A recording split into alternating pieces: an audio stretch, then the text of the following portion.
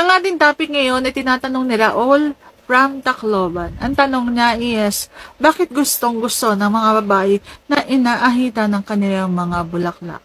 So, ano nga ba ang dahilan? Pag-usapan natin yan, pero bago yan, kung bago ka pa lang sa akin channel, please consider to like this video and subscribe my channel. Depende naman kasi yan. May mga babae talaga na ayaw na nag-aahit at may mga babaeng gustong nag-aahit. Mayroong mga babaeng ang dahilan lang nila curious lang sila. Gusto nilang malaman yung pakiramdam kapag nakaahit ka, kapag walang buhok. Dahil sa curiosity na lang yun, naumpisahan na nila. And kapag naumpisahan kasi guys na maahitan, yung tubo niyan kasi, mukhang baliw yung mga tubo niyan kung saan-saan ang tubo.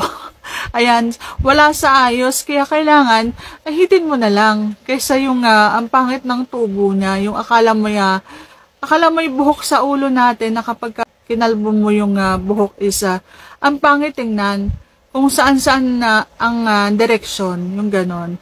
So, may mga babae kaya nag-aahit is dahil naumpisahan na nila. Pangalawang dahilan is, yun nga, gusto laging mabango, feeling fresh. Minsan kasi ang may buhok is mainit din sa pakaramdam.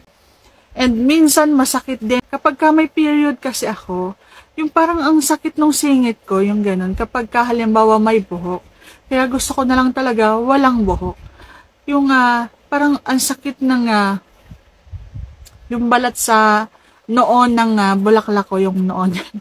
So, parang masakit, parang malanit, yung ganun yung pakaramdam. Gusto ko na lang talaga yung wala na lang talaga. Para wala akong mararamdaman na mahapde, malanit, parang may sumasabunot, yung mga ganun.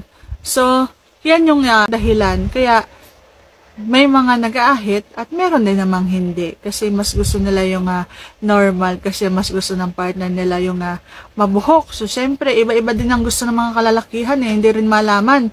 So, may ibang gustong ahit. May ibang gustong hindi inahitan. Gusto nila yung naghahawi lang daw ng mga buhok dyan. So, depende talaga sa pag-uusap ng mag-partner kung halimbawa gusto na may buhok at walang buhok. Sana nasagot ko ng tama ang iyong tanong, and if you like this video, please consider to like this video and subscribe my channel. Thank you for watching. See you on my next vlog.